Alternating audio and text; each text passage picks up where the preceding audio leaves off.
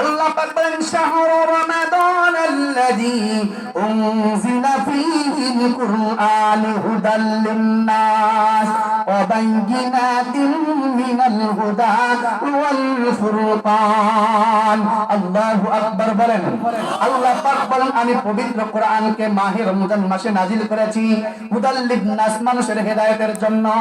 যারা আমার কোরআনকে আপন করে নেবে, যারা আমার কোরআন দিয়ে জীবনকে সাজাইবে, আল্লাহ পাক বলেন আমার কোরআনকে আপন করে নিল তো আমার রহমতের চাদরের মধ্যে বেষ্টন হয়ে যায়। যেরকম সুবহানাল্লাহ।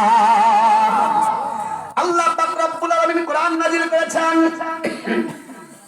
আবু জেহেল পুরো মক্কা নগরীর মধ্যে ঘোষণা করে দিল মুহাম্মদ কবিতা বলেন। ওই মুহাম্মদ একজন কবি, আবার বলে মুহাম্মদ একজন গণক, আবার উপাধি দেয় নবীজির বিরুদ্ধে তিরস্কার করে, কয় নবীজি মুহাম্মদ একজন পাগল, মুহাম্মদ হইল একজন কবিরাজ, মুহাম্মদ জাদু করে, মুহাম্মদ জাদুকরী। আসলে কি আমার নবী জাদুকরী? আপনাদের কি মনে হয় জাদুকরী? না। এত কথা বলার পরে তারপর আমার নবীজি যখন মধুর কণ্ঠে কোরআনের তেলাওয়াত শুরু করে দেয়, আলিফ লাম মিম যালিকাল কিতাবু লা রাইবা ফীহি হুদাল লিল মুত্তাকিন। আমার নবীজি কোরআনের তেলাওয়াত করে খানায় কাবা চত্বরে বসে বসে। ও বন্ধুরে, রাত্রি বাজে 10:30। এরপরেও মুসলমান প্যান্ডেলের বাহিরে আর তৎকালীন সময় দিনের বেলায় প্রকাশ্যে নবীজির বিরোধিতা করত, রাত্রি বেলায় গভীর রজনী রাত্রি 3টা 2টা বাজত, 3টা আর 2টাকে মক্কার কাফেররা কিছুই মনে করত না। তারা নিজেরা কোরআনের বিরোধিতা করত। রাত্রের গভীরে কম্বল মরে যে শীতের দিনে খানায় কাবার চত্বরে লুকায়া কোরআনের তেলাওয়াত শুনত। মহিমা কার? বলেন না কার? হিকমত তো সব কিছু আমার আল্লাহ পাকের হাতে। কথা কোন ঠিক কিনা? উদু ইলা সাবিলি রাব্বিকা বিল হিকমাতি ওয়াল মাউইদাতিল হাসানা ওয়াজাদিলহুম বিল্লাতী আহসান। হিকমত ওয়ালা কে? পৃথিবীর মানুষের চাইতে বড় হিকমত জানে কে? আমার রব্বুল আলামিন হিকমতের অধিকারী। তার হিকমতের সামান্যতম কিঞ্চিতের কিঞ্চিত না, কোটি কোটি টুকরা করেও যদি এক পাল্লায় রাখার চেষ্টা করা হয় তারপরেও সমতুল্য নয়। কথা কোন ঠিক কিনা? নবীজি জানায়া দেয়, নবীজিকে আল্লাহ পাক জানায়, নবী গো, দিনের বেলায় প্রকাশ্যে আপনার দুশমনী করে, রাতের গভীর হইলে ওরা খানায় কাবার দেওয়ালের ওতে ওতে লুকায়া কোরআনের তেলাওয়াত শুনে। কারা? কয় আবু জেহেল, উতবা, সাহেবারা। এবার মক্কা নগরীর একটা প্রচলন ছিল। তৎকালীন সময় মক্কা নগরীতে বাণিজ্য মেলা হয়তো। আমাদের দেশে বাণিজ্য মেলা আছে না? নাই? আছে। এই তো কিছুদিন আগে ঢাকায় হইল, তাই না? মক্কা নগরীতে বাণিজ্য মেলা শুরু হয়ে গেল। আবু জেহেল চিন্তায় পড়ে গেল, হায় রে, মক্কার মানুষই তো মুহাম্মাদের কোরআনের তেলাওয়াত শুনলে নিজেকে স্থির রাখতে পারে না। এবার তো শাম থেকে মানুষ আসবে, সিরিয়া থেকে আসবে, তুর্কি থেকে আসবে, এরকম ভাবে আফগানিস্তান থেকে আসবে, বিভিন্ন প্রকারের আরব আমিরাতের সমস্ত দেশের লোকেরা ব্যবসা বাণিজ্যের উদ্দেশ্যে মক্কায় আসতেছেন। বন্ধুরা আমার, আবু জেহেলের মাথাটা হিট হয়ে গেল, উতবা সাহেবা মাথা মস্তিষ্ক গরম হয়ে গেল, আবু লাহাব পর্যন্ত চিন্তায় পড়ে গেল। ওদের ভয় হলো একটা, যে যদি ওই মানুষগুলো এসে মুহাম্মাদের কোরআন তেলাওয়াত শুনে, মক্কার মানুষকে বিরাজ বন্ধ রাখতে পারি না, মুহাম্মাদের কাছে যাওয়া বন্ধ করতে পারি না। এবার যদি সিরিয়ার সেই দামেস্কের লোকেরা এসে মুহাম্মাদের কোরআন তেলাওয়াত শুনে, তাহলে পরে এরকম ভাবে দলে দলে মুহাম্মাদের প্রেমে পাগল হয়ে কালেমা পড়ে মুসলমান হবে, আর এর দ্বারা তামাম পৃথিবীর মধ্যে কালেমার দাওয়াত শুরু হয়ে যাবে। বলে করে আল্লাহু আকবার। বলেন তো হেদায়েতের মালিক কে? আরেকটু জোরে বলেন, মালিক কে? আল্লাহ যদি চায় ঠেকানোর উপায় আছে, আল্লাহ যদি ইচ্ছা করে বাধা দেওয়ার কেউ আছে। আবু জেহেল বাধা দেওয়ার জন্য ব্যবস্থা করলেন। কি ব্যবস্থা করল? আমাদের দেশে কিছুদিন আগে ছিল, এবার শীতের মধ্যে তো মাহফিল করতেছেন, তাই না? গত বছর গেছে, মাহফিল কয়েকটা ক্যান্সেল, বিভিন্ন বাধার সম্মুখে। আমি রাজনৈতিক করি না, রাজনৈতিক বয়ানও আমি করি না, এখানেও করব না, তবে হাকিকতান কয়েকটা কথা প্রাসঙ্গিক না বললেই নয়, বোঝানোর জন্য। আমাদের দেশের কিছু মানুষেরা কোরআনের তালিম তথা কোরআনের মজলিসগুলোকে বাধা পোষণ করতে, কথা কোন ঠিক কিনা? আবু জেহেল আমার নবীজির কালেমার দাওয়াতকে বন্ধ করার জন্য তিনি ব্যবস্থা নিলেন। মক্কার সমস্ত যুবকদেরকে ডাকা হয় না, আবু লাহাব উতবা সাহেবা খানায় কাবার চত্বরের মধ্যে মিটিং দিল। ওই মিটিং এর মধ্যে বলা হয়, এ আবু লাহাবেরা শোনো, মুহাম্মদ যেইভাবে কোরআন তেলাওয়াত করে, মুহাম্মাদের সুললিত কণ্ঠে যে কোরআন তেলাওয়াত করে, এই কোরআনের তেলাওয়াত শুনলে আমরাই তো ঘরে থাকতে পারি না, আমরাই পাগল হয়ে চলে যাই তার কোরআন তেলাওয়াত শোনার জন্য। মক্কার যুবকরা পর্যন্ত যায়। এবার যদি সেই শাম দেশ থেকে, সিরিয়ার দামেস্কে থেকে লোকজন ব্যবসার জন্য হাজার হাজার মানুষের আগমন হবে, তারা যদি মুহাম্মাদের কোরআনের তেলাওয়াত শুনে, তাহলে তো তারা কালেমা পড়ে মুসলমান হয়ে যেতে পারে, তারা তামাম পৃথিবীর মধ্যে কালেমার দাওয়াত দিবে। আমরা যে শত শত প্রতিমার আন্দাজে পূজা করি, দেব দেবীর পূজা করি, আমরা যে হাজার হাজার পূজা মূর্তিকে আমরা প্রভু হিসাবে মানি, গাছের পূজা করি, সূর্যের পূজা করি, গরুর পূজা করি, মূর্তির পূজা করি, আমরা সব যে পূজাগুলো করি, বাপ দাদার ধর্ম তো ধূলিসাৎ হয়ে যাবে। আসলেই তো হবে, ঠিক না? আবু জেহেলের মাথা নষ্ট। আবু জেহেল এবার সিদ্ধান্ত নিল, মক্কার মানুষেরা শোনো, যুবকদেরকে ডাকো, যুবকদের সকলকে দাওয়াত দাও, সকলকে দায়িত্ব দেওয়া হোক, মক্কার চৌরাস্তার মোড়ে মোড়ে প্রত্যেকটা যুবকের হাতে একটা করে লাঠি দিয়ে দাও, লাঠি দাও।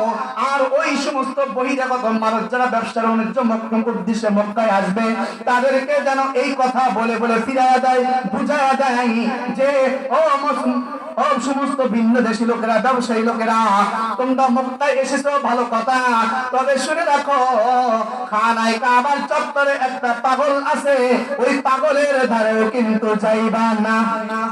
কথাটা বলল। এবার ওরা কয়, এই বেড়া তুই কি জানে, নিজের টাকা খরচ করে শাম থেকে আসছে, নিজের টাকা খরচ করে, হাজার হাজার টাকা খরচ করে সিরিয়ার দামেস্ক থেকে আসছে, তুই কে কোন কদুমনি, তোর কথা মতো আমরা দূরে সরে যাবো? আমাদের মানুষের একটা প্রবাদ আছে, একটা নিয়ম আছে, দেখবেন এক জায়গায় যদি কোনো দুর্ঘটনা বা কোনো একটা জিনিস ঘটে যায়, প্রশাসন যদি লাঠি চার্জ করে, তারপরে মানুষ সেখানে ভিড় জমায়, ঠিক না? ঠিক। আগুন লাগছে এক জায়গায়, প্রশাসন বলে তোমরা দূরে সরে যাও, দূরে সরে যাও, জায়গা করে দাও, মানুষ সেখানেই যা ভিড় জমায়। কথা বল ঠিক কি না? আছে না নাই? যুবকরা বলতেছেন, এই সিরিয়ার মানুষেরা শোনো, তোমরা মক্কার প্রান্তরে একটা পাগল আছে নাম মুহাম্মদ, খবরদার তার কাছে কিন্তু চাইবে না, তোমরা যদি তার কাছে যাও, তার কথা শুনে তোমরাও পাগল হয়ে যাবে।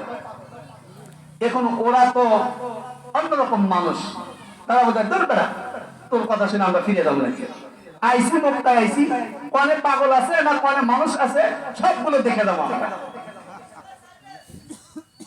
রাত্রি গভীর হয়ে যায়, মক্কার কাফিরদের মাথার মধ্যে বড় আসমান মনে হয় ভেঙে পড়েছে, এমন পরিস্থিতি হয়ে যায়। বন্ধুরা আমার, রাত্রি গভীর হয়ে যায়, আবু জেহেল চাদর মরে যায়, কম্বল মরে যে খানায় কাবার চত্বরে যায়, ওয়ালকে অতিক্রম করে ওভারটেক করে গোপনে দাঁড়িয়ে দাঁড়িয়ে কোরআন তেলাওয়াত শুনে।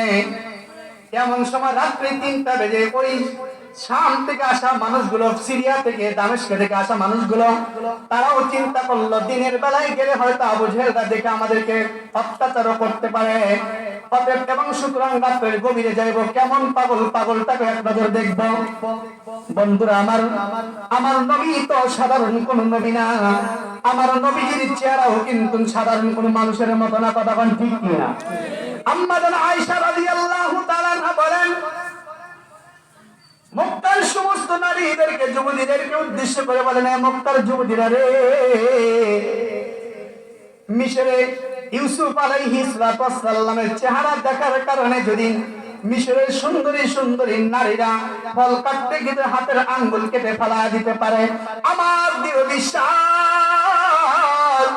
আমার স্বামী আমার হাবিবকে যদি ওই মিশরের নারীরা দেখতে এক নজর, আমার মনে কয় ওরা হাত না, হাতের পরিবর্তে গলা কাটিয়ে ফেলে দিত।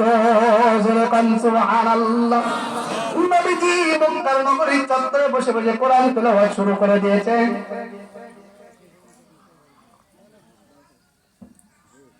এবার সেই মিশর থেকে আসা মানুষগুলো, ব্যবসার উদ্দেশ্যে আসার মানুষগুলো খানাই কাবার চত্বরে আসে, কোরআন তেলাওয়াত শুনে।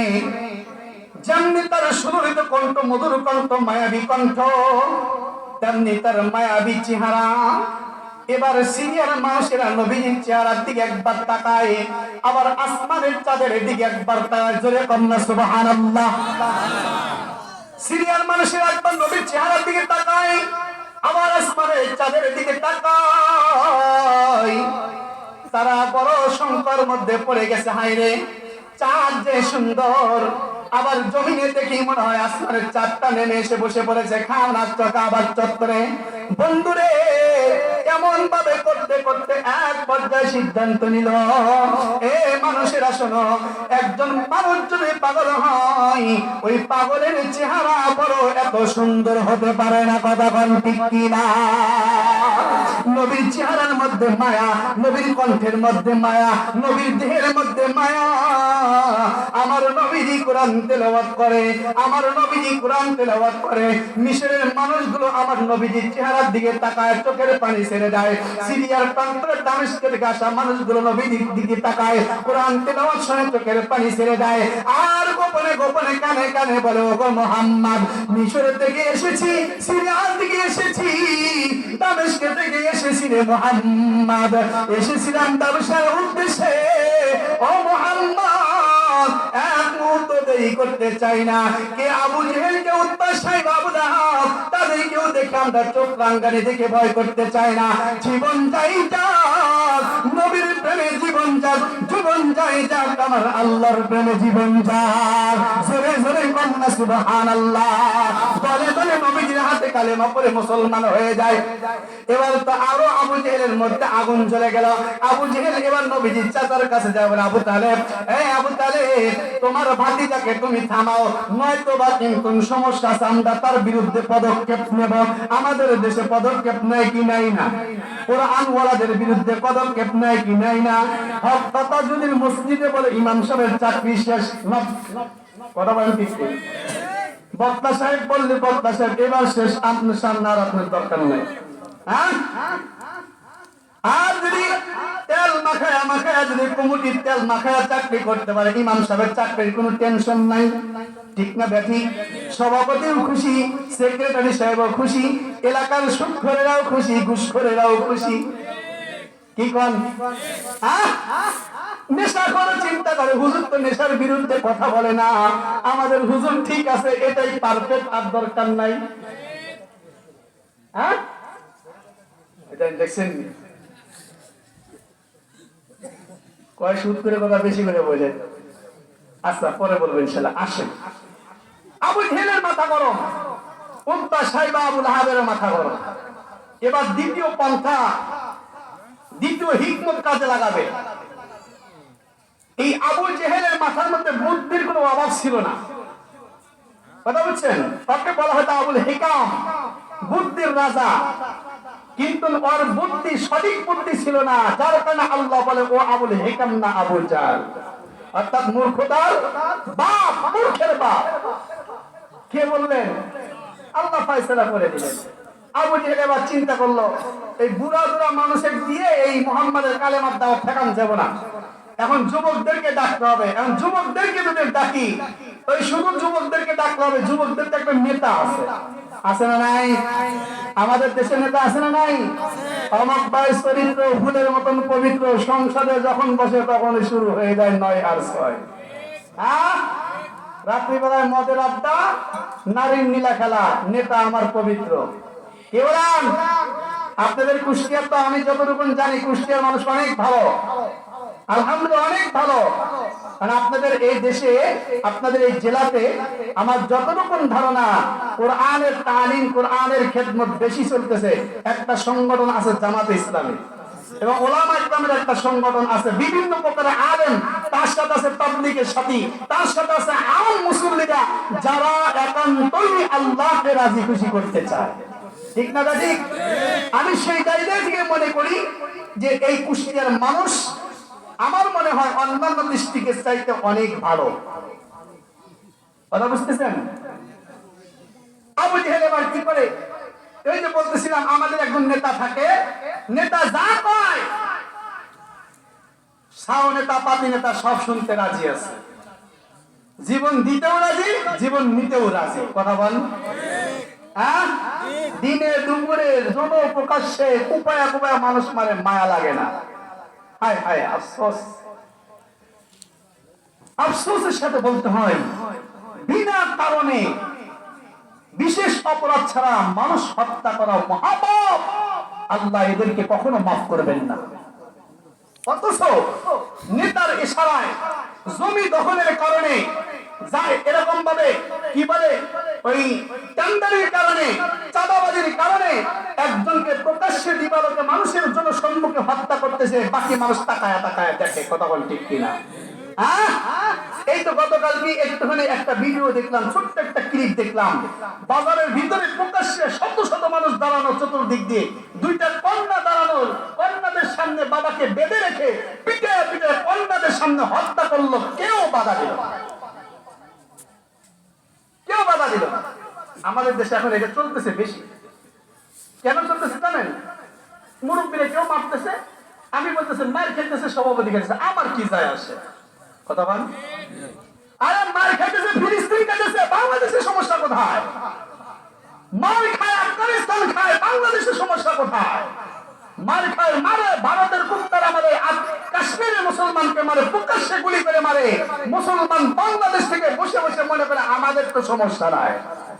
অপেক্ষায় থাকেন, 4 বছর আগেও বলছি, এখনো বলতেছি, এইভাবে যদি মুসলমান ঘুমায়া যায় তাহলে মনে রাখেন ওই কাশ্মীরের অবস্থা একদিন বাংলাদেশে হবে। কি বলেন? আর আফগানিস্তান তো নিজের রক্ত দিয়ে, জীবন দিয়ে, যৌবন সব কিছুকে শহীদ করে দিয়ে, কোরবান করে দিয়ে আফগানিস্তানকে দখল করে শাসন মুক্ত করে আজকে কোরআনের শাসন চালু করে দিয়েছে। ওদের ইমানের পাওয়ার রয়েছে, কিন্তু বাংলাদেশের মুসলমানের ইমান তো কম না, কিন্তু তারপরে দুঃখের সাথে বলতে হয় বাংলাদেশের মুসলমান ঘুমায় গেছে। তাই যদি না হয়তো ওই পার্শ্ববর্তী দাদা বাবুরা বিদ্যাঙ্গুল দেখানোর সুযোগ পাইতো না। কি বলেন? রাগ করতেছেন আপনারা? বলতেছিলাম নবীজি যুবকদের সর্দারকে খুঁজলেন, ও নবীজি না আবু জাহেল খোঁজেন।